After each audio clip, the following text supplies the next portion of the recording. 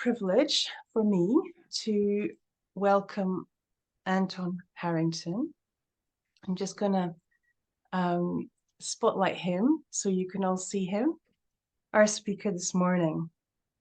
He's going to present for us on, he's going to share his presentation entitled More Grows in the Garden Than the Gardener Sows, which I thought was a brilliant title.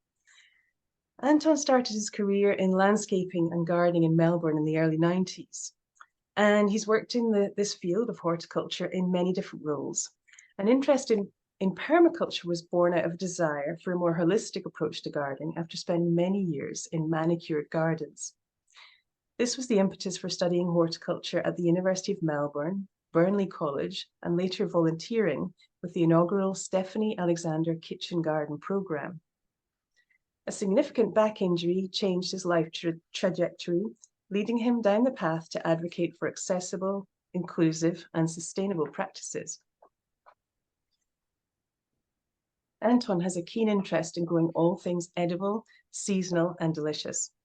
In his role as an occupational therapy allied health assistant, spinal rehab, at the Victorian Spinal Cord Service, Anton has put his passion into practice, developing a quality initiative that combines the two fields to promote an engaging, holistic approach to spinal rehab. And it's my very great pleasure now to hand you over to the safe hands of Anton, who's going to tell us everything about his project and share his screen. Anton, welcome. Thank you so much for that introduction. Now, I just hope these safe hands will press the right buttons. I'm just going to share my screen now, so just bear with me just for a few moments.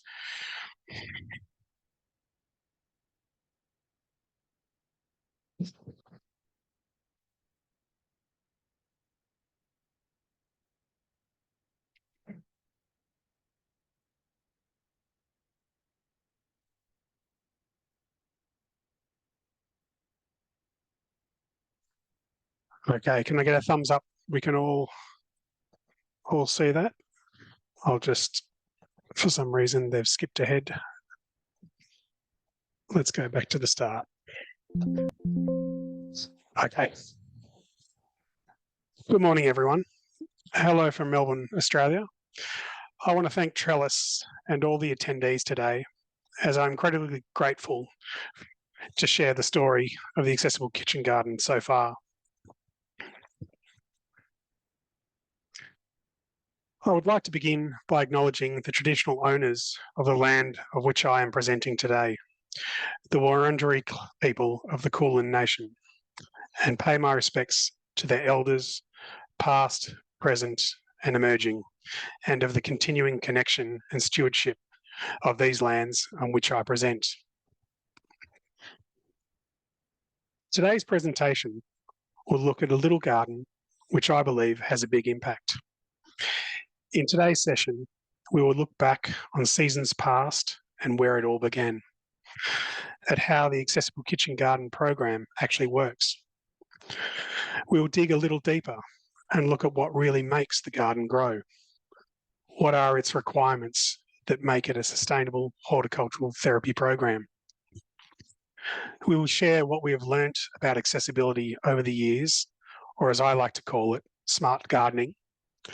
And finishing up, we will look to the next season, beyond inpatient rehab, and how the Accessible Kitchen Garden can share its learnings. Gardening is cheaper than therapy, and you get tomatoes. I have my mother-in-law to thank for this great detail she gave me for Christmas one year, because it really got me thinking. The benefits of horticultural therapy are multifaceted, and through the Accessible Kitchen Garden program, I've had the privilege of seeing people grow through participation in gardening sessions. I work as an allied health assistant in occupational therapy at Austin Health in Victoria, Australia. Austin Health is a public tertiary hospital in Victoria, delivering services for patients across 4 main sites in Melbourne, in locations across our community, in people's homes, and within regional hospitals across the state. I am based in the spinal rehabilitation facility at the Royal Talbot Rehabilitation Centre as part of the Victorian Spinal Cord Service. It is a comprehensive statewide service that provides continuous care from emergency and acute care to specialist rehabilitation, community reintegration, and support services for people with spinal cord injuries. The spinal rehab facility in which I work is a specialist 20-bed subacute ward assisting patients who have recently sustained a traumatic spinal cord injury. In my role as an allied health assistant, I have developed an allied health assistant-led project within the occupational therapy department. The program is an occupational therapy quality initiative that employs horticulture to cultivate a holistic, engaging approach to spinal rehabilitation. For the participants in the Accessible Kitchen Garden, rehab is so much more than simply growing a tomato, a potato, or some basil. Inpatient rehabilitation can provide scope beyond traditional clinical therapy. In this context, it's about growing the person and also being able to make some pesto. Beyond inpatient rehabilitation, people have the potential, opportunity, and skill base developed through the Accessible Kitchen Garden to develop their own garden, grow their own food, but most importantly, re-engage with activities of daily living. I have a passion for gardening, but it does not mean that everything I plant grows or that I don't encounter obstacles in the garden. This is also true of the participants in the Accessible Kitchen Garden. Gardening is a great leveller. That tomato does not know you have mobility issues. Those broad beans don't know your hand function is impaired, and compost is compost regardless of your ability. The Accessible Kitchen Garden is an authentic space. It is patient-driven and collaborative. It promotes intrinsic motivation. It ensures that together we garden, and as a bonus, we get tomatoes. In consultation with patients, the Accessible Kitchen Garden grew from a need for a practical complementary therapy and an underutilised outdoor space. As you can see from these slides, it was a classic original builder's landscape. Not a lot of thought to plant selection, design and detail. It was used mainly as a thoroughfare between buildings that had been forgotten for some time. The Accessible Kitchen Garden provides an authentic learning opportunity for patients and their family and friends to employ and engage with a range of horticultural therapies in a practical setting. Because it is an authentic working garden, plants grow and die and wither or bloom. There are successes and failures and challenges, just like any other garden, just like rehab and just like life.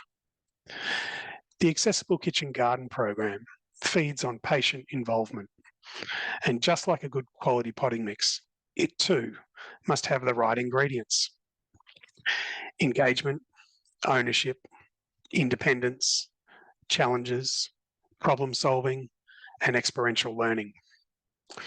It's at this point that I must interject, and I must confess that I do like a metaphor, or as my wife would say, the overuse of a metaphor. So hang tight with me, everyone. There's only a couple more today, I promise.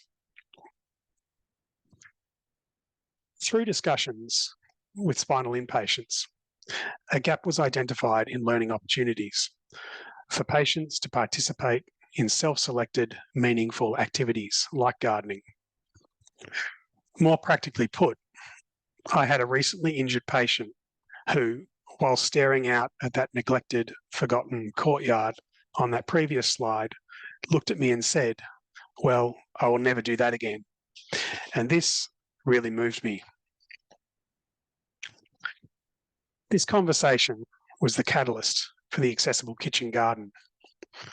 I had always been struck by the potential of this forgotten outdoor space adjoining the occupational therapy kitchen and spinal therapy gym. Its location aspect, and access all cried out, "Use me." And so we did. We know that gardening is a successful and meaningful tool for rehabilitation, for skills retraining, learning adaptive strategies, and psychosocial adjustment. And because we were growing food, it was a natural step to loop the garden in with weekly cooking sessions in the OT kitchen. In conjunction with the Accessible Kitchen Garden, weekly OT cooking sessions utilise available produce from the garden. Participants sow, grow, harvest and cook with fresh seasonal produce in the occupational therapy kitchen. In essence, they reap what they sow. With an OT referral, patients present in the garden for an initial consultation, followed by scheduled one-to-one and group-based goal-oriented weekly gardening sessions. Sessions are structured using authentic everyday tasks that are employed to challenge a range of functional abilities and the promotion of safe wheelchair skills. Adapted tools have been sourced for use, and through patient-centred practice, new tools have been created to meet specific needs. A 2-litre tomato sauce bottle, reworked, becomes a trowel for use with a patient who only has wrist extension, no active finger movement, and uses tenodesis grasp. And a repurposed length of electrical conduit with a tailored handle is perfect for sowing seeds with limited trunk control from a seated position.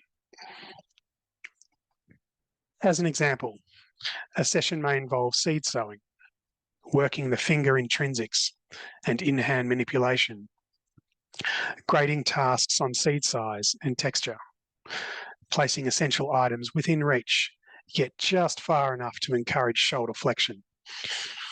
Or it may be the use of long-handled tools to encourage upper body active range of movement through pruning and harvesting activities. Collecting and assembling tools in the garden itself becomes an exercise, with tools and materials placed strategically to encourage safe mobility and newly learnt wheelchair skills. In a small pilot study, final year occupational therapy students conducted research on the effectiveness of the Accessible Kitchen Garden as a therapeutic tool. 6 themes were identified from this study: empowerment, functional ability, physical activity, emotional well-being, enjoyment, and meaningful occupation. I think this slide speaks for itself. My favourite quotes from participants in the study: "You could stack blocks all day, but out there you accomplish stuff." And surprisingly brilliant: "I enjoyed it because I never liked gardening. That one always puts a smile on my face."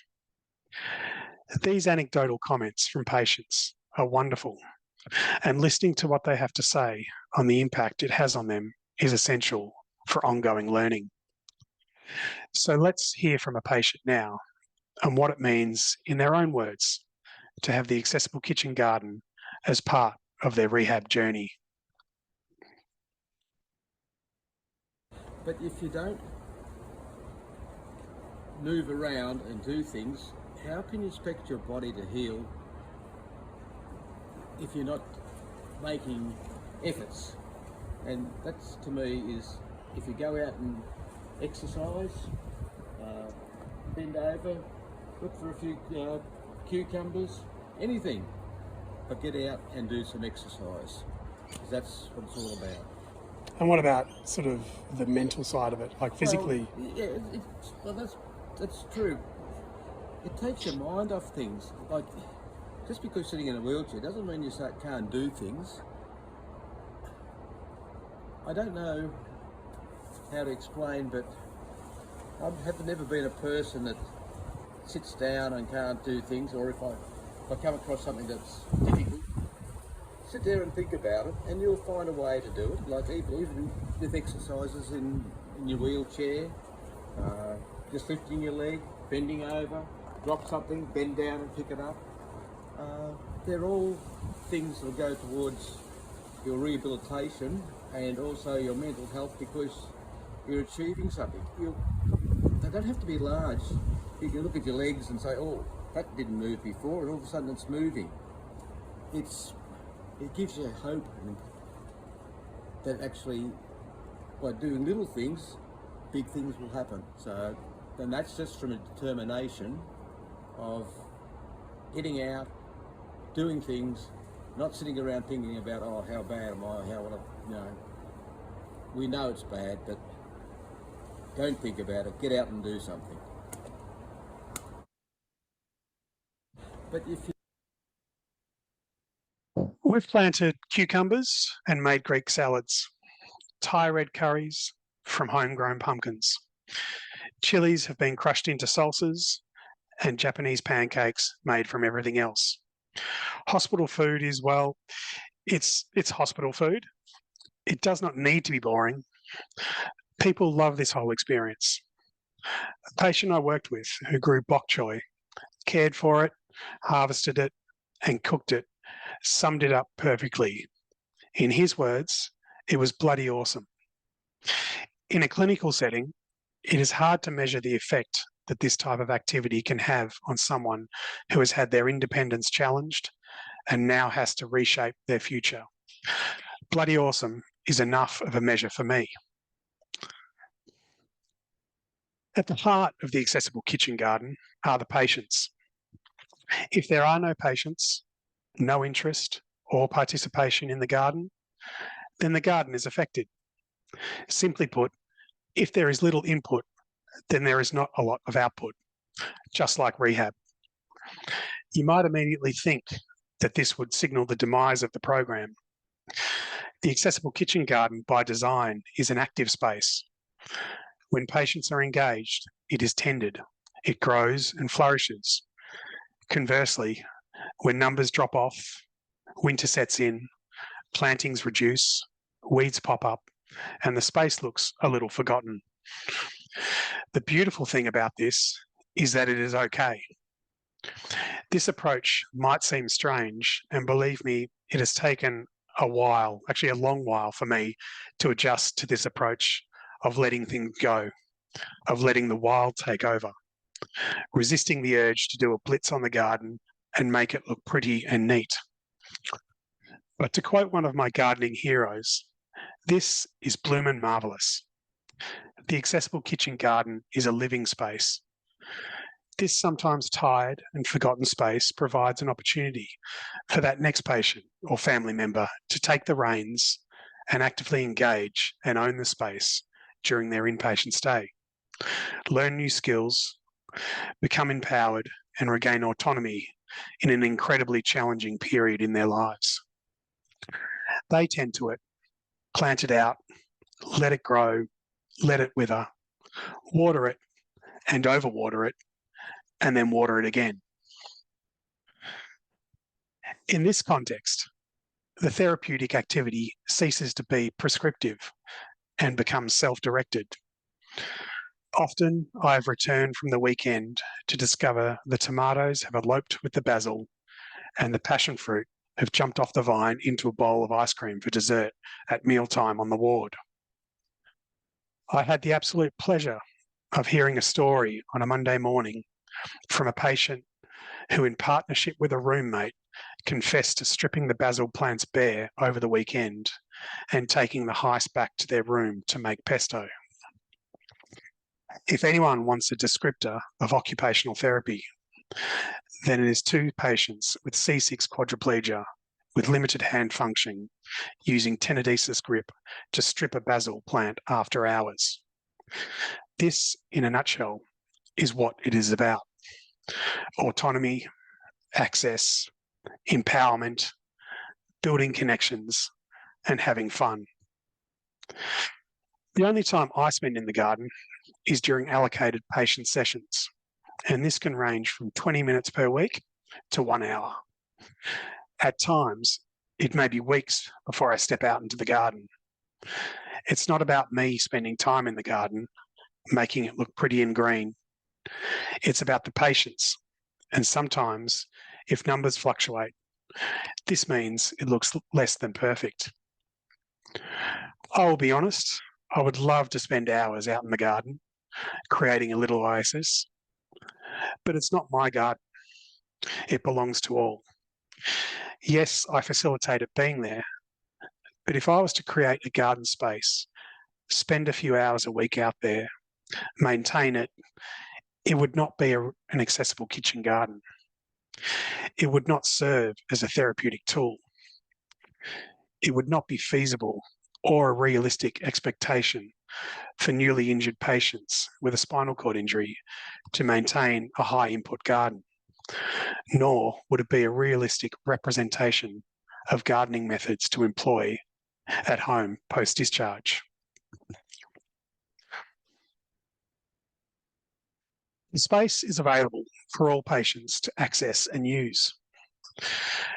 The last few years have seen other wards and ADL groups integrating the garden into their programs.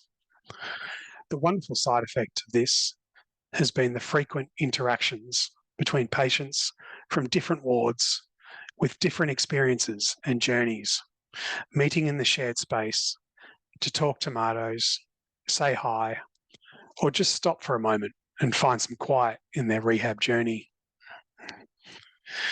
This garden and program would not grow without these connections, or without donations, trades, or community help. The Accessible Kitchen Garden is a non-funded program and relies on contributions in kind to grow. Okay, folks, just letting you know that metaphor, it's coming, and here it comes.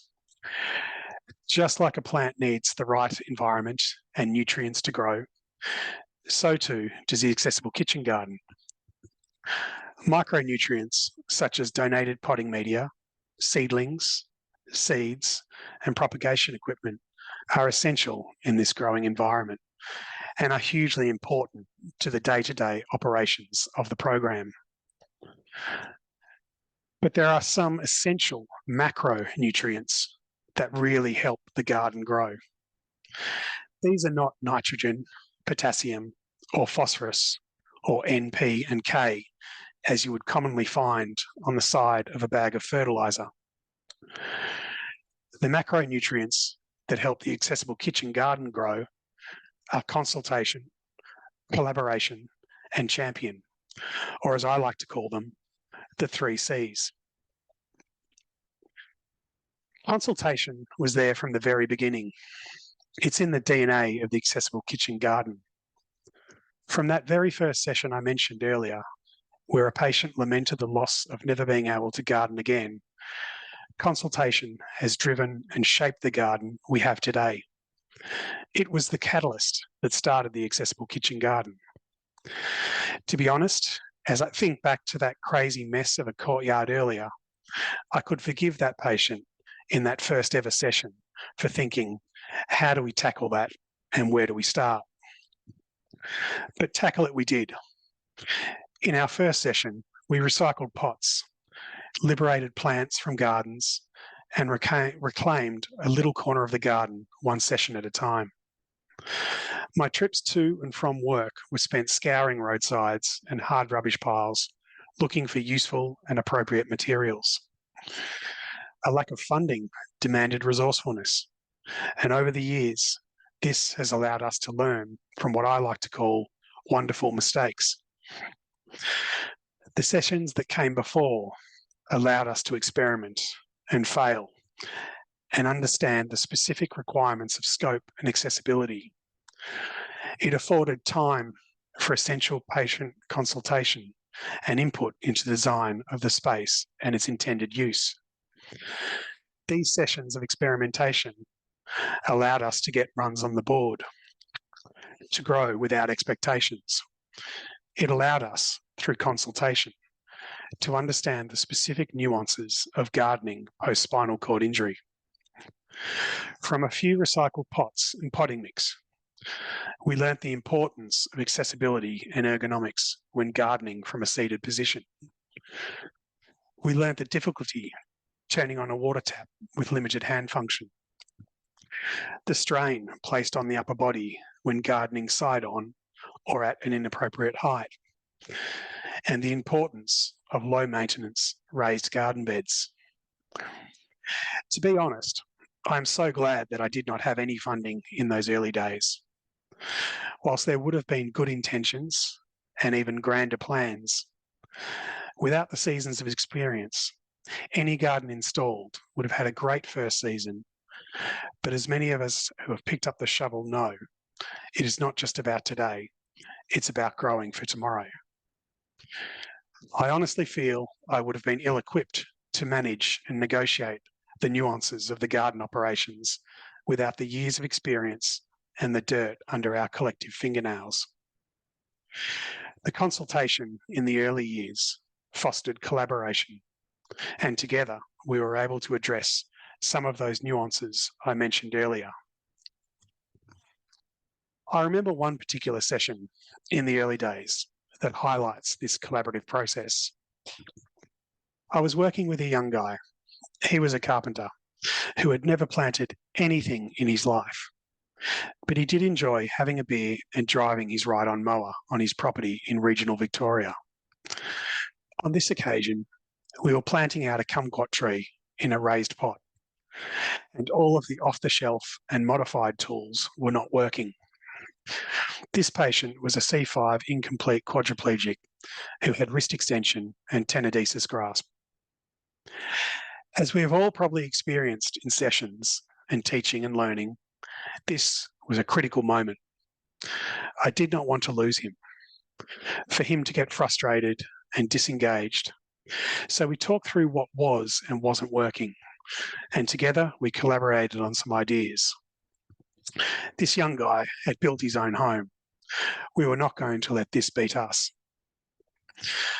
After we workshopped a plan, I ran into the OT kitchen, found an empty 2-litre sauce bottle, that one from the slide earlier that I showed you, and a bread knife, and made a rudimentary trowel. He was stoked. Using his tenodesis grasp, he could independently dig, move potting mix, and accomplish the task. This collaborative approach is a driver of the patient-centred accessible kitchen garden and has led to the implementation of solution-based design. Working with patients and industry over the years, we've been able to incorporate key infrastructure projects in the garden space that have addressed scope, accessibility, and ergonomics. These critical infrastructure projects included, but are not limited to, wheelchair accessible raised wicking beds. The features of these beds include being height appropriate for manual wheelchair users, low maintenance wicking beds, reducing the need for constant weeding and watering through capillary wicking action, and perhaps most importantly, providing a front-on approach, being ergonomic, comfortable, ensuring shoulder and thoracic integrity is promoted when completing tasks. As a side note, these planters were produced by a wonderful Australian company called Biofilter, who came on board and worked with patients to create a solution to an accessibility issue. It is hoped that more of these connections will be created in the future, that this example will inspire others to think outside the square. Possibilities for collaboration in healthcare settings, promoting accessibility, universal design, and partnership with industry are endless and should be encouraged. An essential feature of our garden are our accessible tap stations. These are height appropriate for wheelchair users, providing a front-on or side approach. They have a height appropriate platform for stabilising and holding watering cans, and a handy hose hanger for irrigation and tools. Most important of all though, the taps have a range of different tap head styles for differing users' needs. A timed lever tap, which runs for 15 seconds, a quarter turn shaft tap, and a Bluetooth controlled tap, this being used via iOS voice control on iPhone or voice access on Android. Here's a little video of these fantastic taps in action.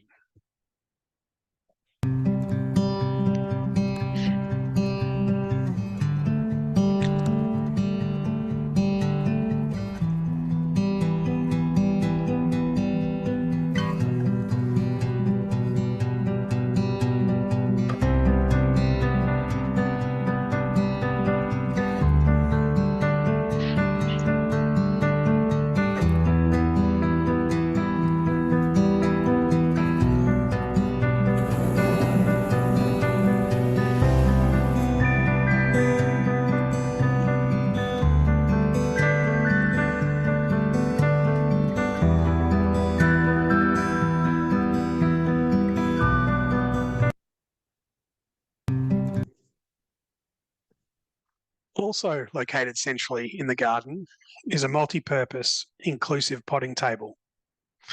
This provides easy access for both manual and power wheelchair users and is height appropriate with traditional bench seating options for friends and family. What I love about this setting is that the user sits at the table, not added at the end, not adjacent to, or as an afterthought. They meet other users eye to eye. They have a seat at the table. It's a wonderful sight seeing this table in use.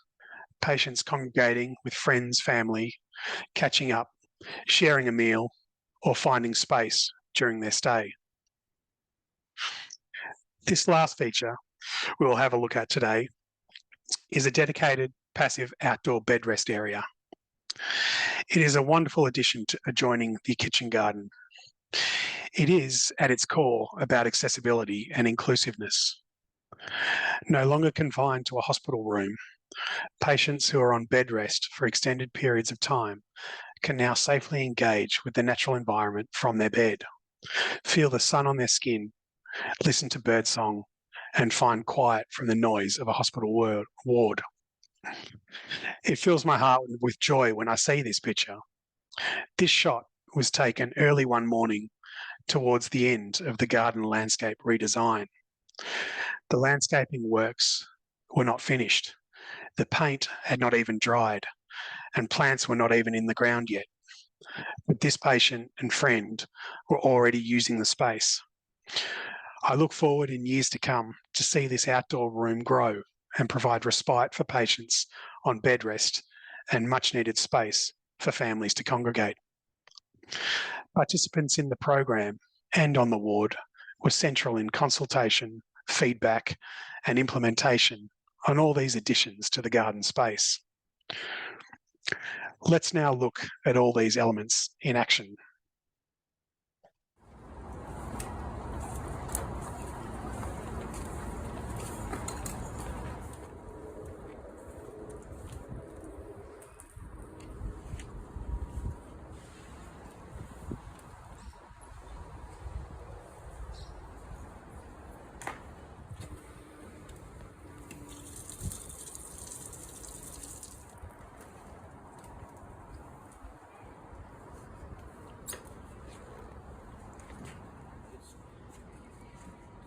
Very efficient. It has had a lot of young plants in it since I've been here. And then we enter the herbs section with the thyme and the mints.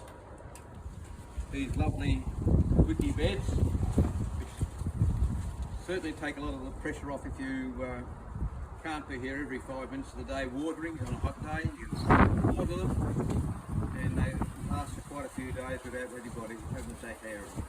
And do you have any suggestions for improving the space? Not really. Just the one biggest bugbear is that hose. Because when you're in a wheelchair and that gets tangled up, you're forever going back trying to untangle it to water the plants, and I think you spend more time untangling than you do watering. That's... Anton, buy a hose. I will. It'll be known as Noel's hose. No worries. Have fun in the garden, folks.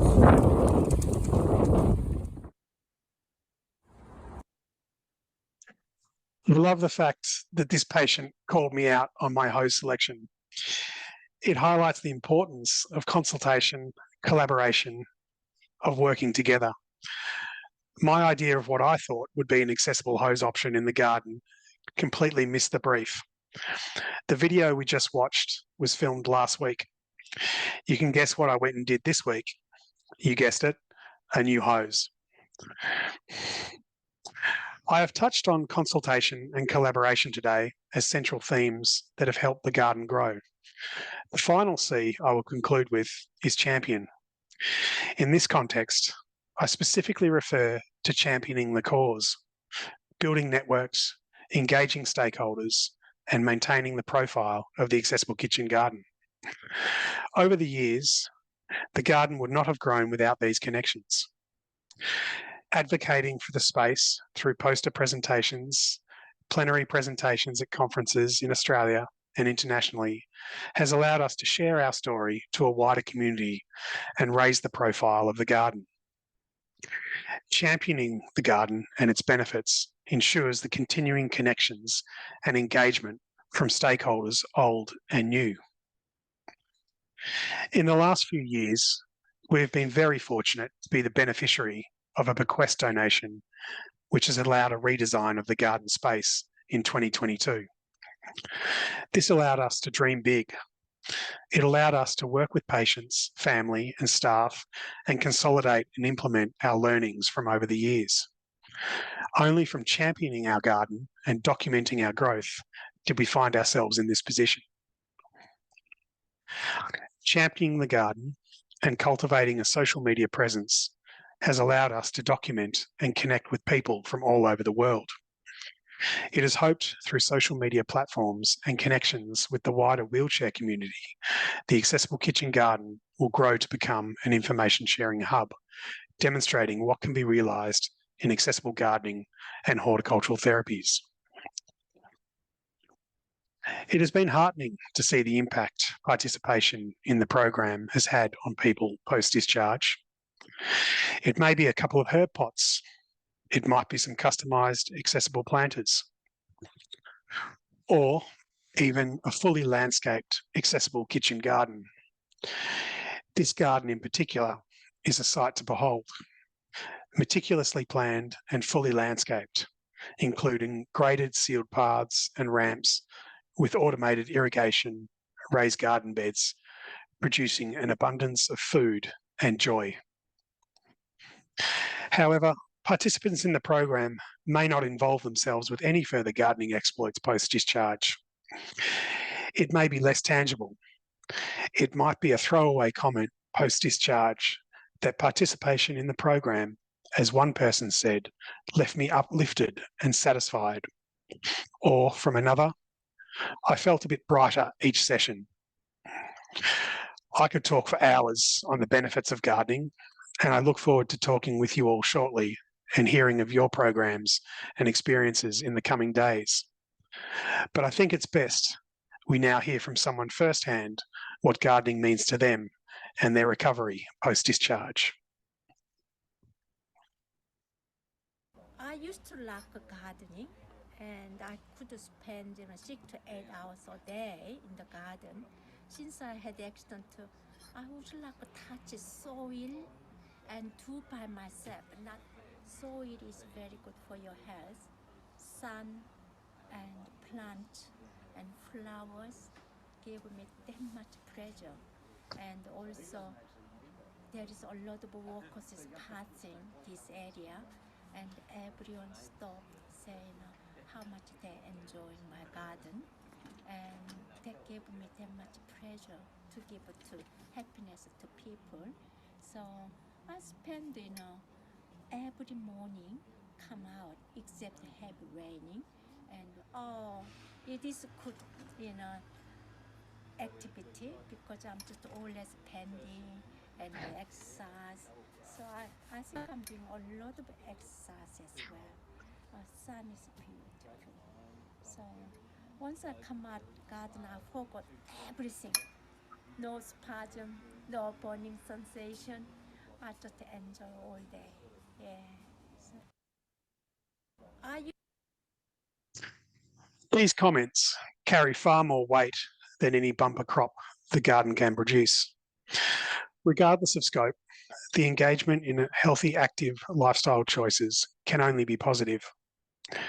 Support from senior colleagues and staff and the freedom to think outside the square has afforded space to explore ideas, take calculated risks, and allowed this program to develop, grow, and become a therapeutic option. Personally and professionally, I've been able to indulge my green thumb in a clinical hospital setting, which I think we all can agree needs more nature. Feedback from patients, staff, and families continue to shape the design and functionality of the program and space. This is a conversation with no end. Suggestions from the pilot study mentioned earlier included a more formal referral process and the continued collection of data from patients.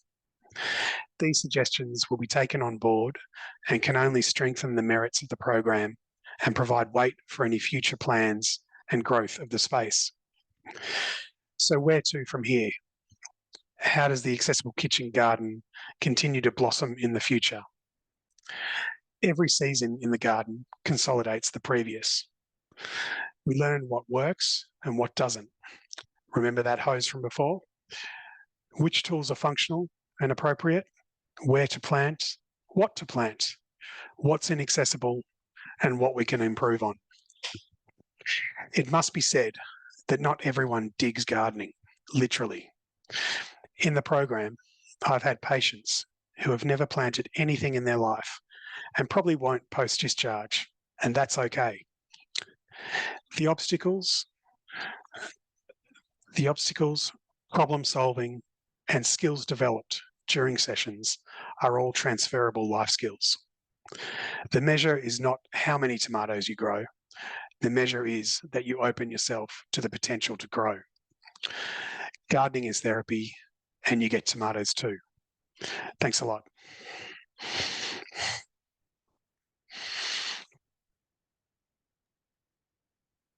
Wow, Anton, that was fantastic. I'm just going to ask you to unshare and put us into gallery view so we can see everyone's faces. Thank you so much. I can't say how much I enjoyed that. And I particularly enjoyed the basil heist, the great basil robbery. That story was lovely, and was about so much more than the basil, of course. And I think two of the things I'm really struck by is the amount of preparation and analysis that goes. This is much more than gardening, as you've said, in many more ways than one. And I feel that's the essence of therapeutic horticulture, garden therapy. You know, is that analytic, therapeutic thinking that goes into every stage of planning an activity and a physical space with the people that are going to benefit from it. And then flipping the way you think about the relationship, how the garden is affected by people not tending it. What happens? It goes wild. Maybe it doesn't suffer. Maybe it's just a phase when it goes into another way of growing. But looking at that from the other end of the relationship, you know, how the garden is affected by the patient's care, that flipping the dynamic when patients are probably often feeling it's a one-way street of dependency or input to their recovery rather than what they can give to the garden. I thought that was really enlightening, and the idea of letting it go a bit, because if you don't, what is left there for the next patient to come in and work with? So that was just all so insightful, and I've got so much to think about. And your attitude, your learning and growth, of course, approach to problem solving and wonderful mistakes, as you put it. So there's so much there. And I've got a few questions myself, but this is not my show. This is over to other people to make comments and offer up their questions. And I think Sharon's going to lead us in that and invite people to come forward with questions if you have any or comments. Yes, if you just want to put a question, if you've got any questions, just put them in the chat, or if you'd like to ask a question in person, just stick your hand up on the phone controls. We've got one question here. How much of your skills and your knowledge and technique were learned through courses? How much did you pick up yourself through trial and error? Yeah, that's a good question. I think, honestly, I think having a passion and a desire and an interest in what you do really helps. But I would also say that, I spent quite a few years in gardens and studied horticulture, so I kind of understand the requirements or basics of what sort of plants need. So combining those two things sort of set me up for set me up for starting the program. But as I said at the start, I make mistakes all the time. I forget to water plants and I kill plants all the time. And it's just that wonderful sort of act of gardening where it's so experiential, and I'm learning all the time, like when I'm out there with patients, because as many of you might have experienced, and I touched on it in the presentation, you might have the best intentions in a session, you might have it all lined up what you're going to do, but then it can be thrown out the window because that particular client or patient doesn't have the function that you thought they had. And so you have to sort of spin really quickly and go, okay, let's work on something else. So kind of pulling on your sort of experiential knowledge, and I've had many kind of awkward sessions where I've been inside thinking, oh my gosh, what am I going to do? Like, I don't want this to turn out bad. But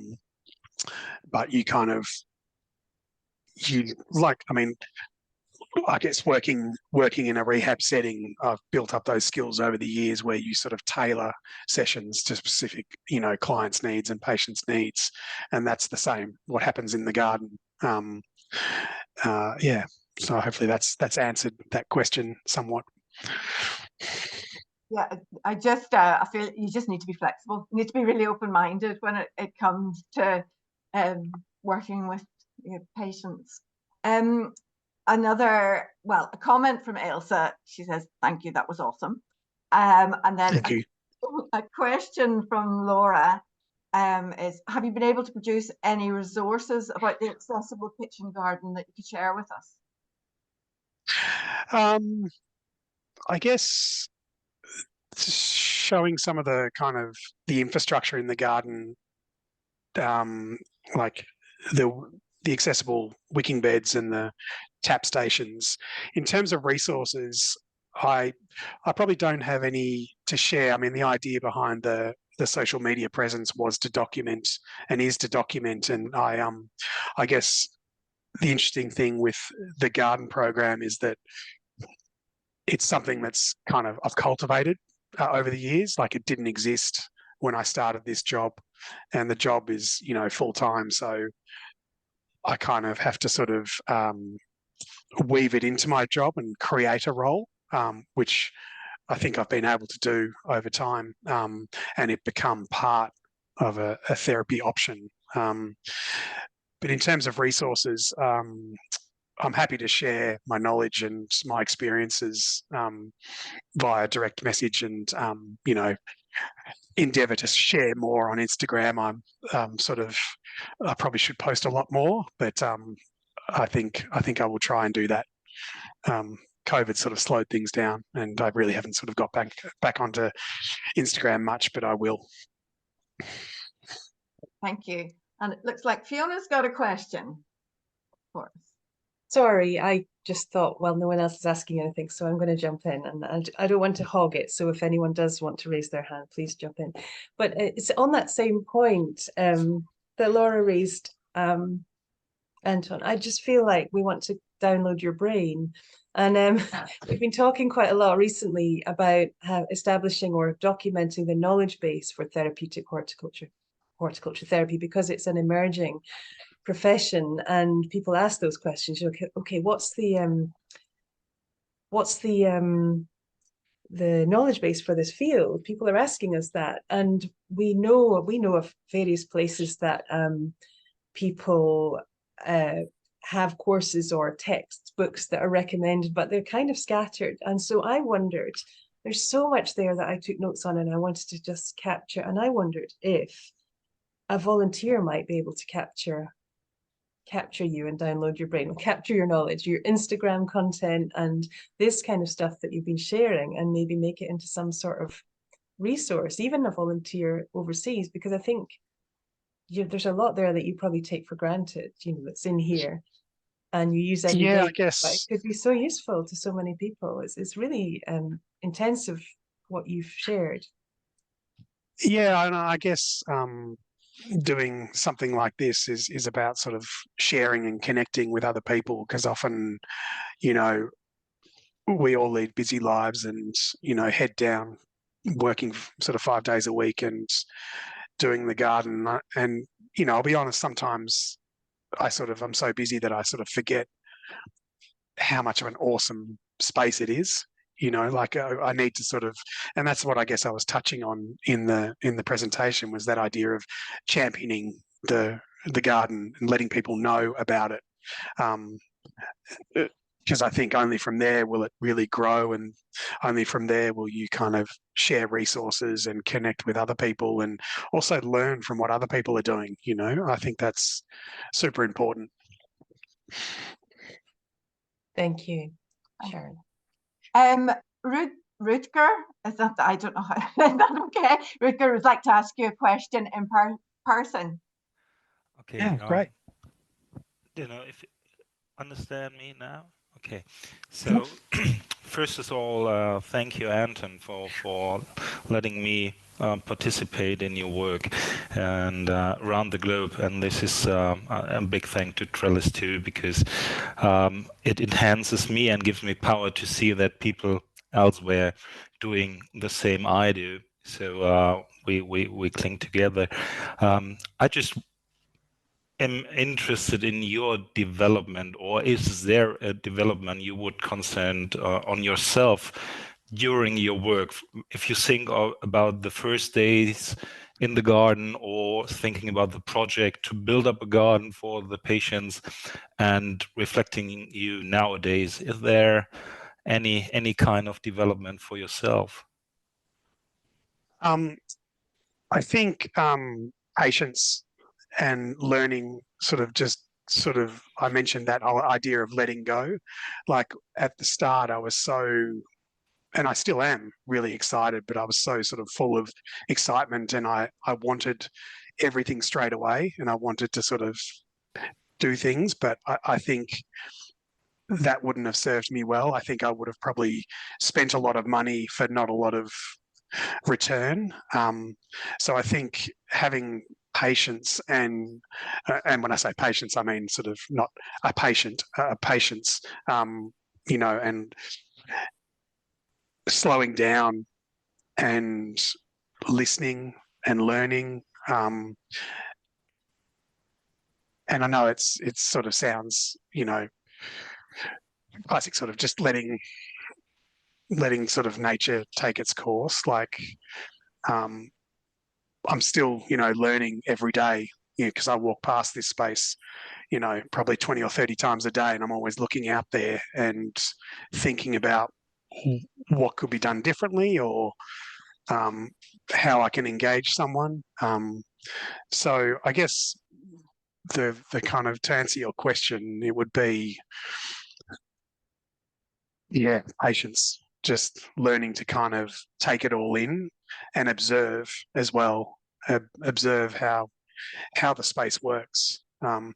For me, there's the kind of, it has to be largely like when I set the garden up, or when we set the garden up, you have to give consideration to sort of the physical space. So if you've got, a 6-wheel power wheelchair needing to turn a corner, well, then you need a turning circle of a certain diameter. And I want the garden space to be authentic. So I allow for that, but also I allow for it to not have that turning circle, to be able to be challenged, because in the community, people are going to sort of experience many things. And I think making this an authentic space, it is, it's authentic. But just, I guess I'm going off topic a little bit, but just that that idea of just sort of letting things happen and being patient and learning along the way. Well, thank you, awesome, mate, and go on. Thanks so much. I appreciate it. Okay, we've got a couple more messages. One is from Laura, who says many thanks, Anton. And Laura has used Thanks, Laura. social and therapeutic horticulture for many years with people affected with genetic neurodisabilities, but she's just been diagnosed with a spinal cord condition herself, and it's filled her with dread until your wonderful presentation today. So, wow, that's Laura, amazing. And Sydney's also said that thank you for so much for sharing. I'm an occupational therapy doctoral student in the States preparing for my capstone research project. It's hard to find people in the States who have knowledge about therapeutic gardening. Have you got any tips for someone wanting to start the process of establishing a therapeutic garden and networking in these spaces? I think that's quite a big question. Well, I think you're in the right space, right now. You're with other people who are passionate and interested in it. But I would also say just go for it as well. Sometimes we can't wait around for things to happen. You need to sort of, just get in there and do it. And to sort of tie in with what I did at the start. At the start, I didn't actually do anything. All I did for the first year was just look at the space. So I basically studied how it was used, where the sun travelled, what grew where, if the space was used at all. And then from there on, I started to open the door physically to the space. And I'd open the door and I would sort of count how many people would go outside once the door was open. And from that point on, opening that door, to use another metaphor, we then sort of started going out there and reclaiming a couple of pots and doing some stuff. And so now, when it's this time of year, I'll often, the door will always be open, and it's amazing to watch people go outside when there is a garden out there. And it's not just patients, it's a lot of the time it's family members and staff as well. So it's fantastic. But I guess my to answer the question would be just do it. I'm sure there's some great resources where you are, but there's also great resources like Trellis and there's so much else happening in the world, and that's why this seminar series is great, because we'll all get to sort of get to know what's going on. You probably see in the messages, Sydney, that Fiona has suggested the Florida Horticulture for Health Network. If you've noticed that. But also, we'd be delighted to connect you to lots of other networks around the world, Sydney. So please get in touch with us and we can. Yes, I will. Thank you so much for sharing that resource. I actually haven't heard anything about them, so I will look in. They've got a great bunch of resources on them. I may have the name wrong, so do still get in touch with us. But they've got a great resource, lots of research papers and links on their website, and a useful newsletter as well called Chive Talking. Awesome. Thank you so much. We've got a couple more just thank yous really from Alice. Thank you very much. That was an inspiring talk. And then Karen has said an amazing presentation. And as a student, she'd love to see the slide that you showed about the physical and OT benefits from a wheelchair. So do you have any objections to us sharing that? No, not at all. No, that's fine. Right. And I think that's it as far as the questions, unless anybody's got any other questions to ask. I think everybody will agree that that was really inspiring. We really enjoyed it. And thanks to the Basil Heist, I want to go and see if I've got the ingredients for pesto for lunch. Thank you, everyone. Fantastic. If you'd like to unmute and give a round of applause or use your reaction buttons at the bottom of the screen, I just would like to show our appreciation. Thank you, Anton. It was incredible. Thank you. Thanks so much. Thanks for the opportunity. It was great. So much to think about. And you were so clear in your presentation and thoughtful as well. That was a standout for me.